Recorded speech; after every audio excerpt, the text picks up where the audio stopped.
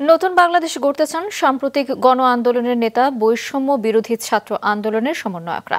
সকল স্তরে পরিবর্তন আনতে চান তারা। জনগণ চাইলে আলাদা রাজনৈতিক দল গঠন করার কথা জানিয়েছেন সমন্বয়ক হাসনাত আব্দুল্লাহ।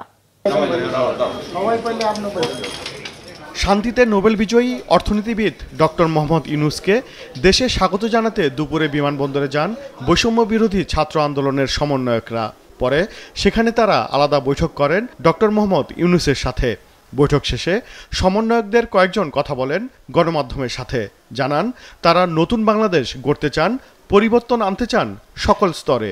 দেশকে একটি সুন্দর সুশৃঙ্খল একটি সোনার বাংলাদেশ আমরা গড়ে তুলতে চাই ছাত্র সমাজের হাত ধরে, নতুন প্রজন্মের হাত ধরে। আমরা চাই বাংলাদেশ উচ্চ শিক্ষার উন্নতি হোক। নির্বাচন কমিশনের পূর্ণাঙ্গ একটা দুর্নীতিগ্রস্ত একটা কি পর্যায়ের মধ্যে আসছে, ওইটা তো আমাকে আগে সংস্কার করতে হবে।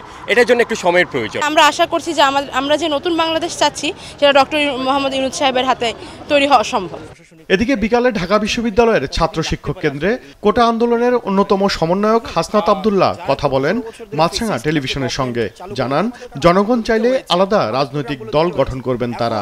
যদি ছাত্র নাগরিক আমাদের কাছ থেকে দাবি করে, তারা আমাদের উপর যদি আস্থা রাখে যে আমাদের মধ্য দিয়ে ইতিবাচক সংস্কার সম্ভব, রাষ্ট্র কাঠামোর ইতিবাচক পরিবর্তন সম্ভব, সেই ক্ষেত্রে আলোচনা অনুযায়ী প্রয়োজন অনুযায়ী সিদ্ধান্ত নেওয়ার সুযোগটি অবশ্যই আমাদের জায়গা থেকে ইতিবাচক মনোভাব সবসময় থাকবে। ক্যাম্পাসে লেজুর বৃত্তির রাজনীতির বিরুদ্ধে অবস্থানের কথাও জানান তিনি। উবাইদুল কবির, মাছরাঙা সংবাদ, ঢাকা।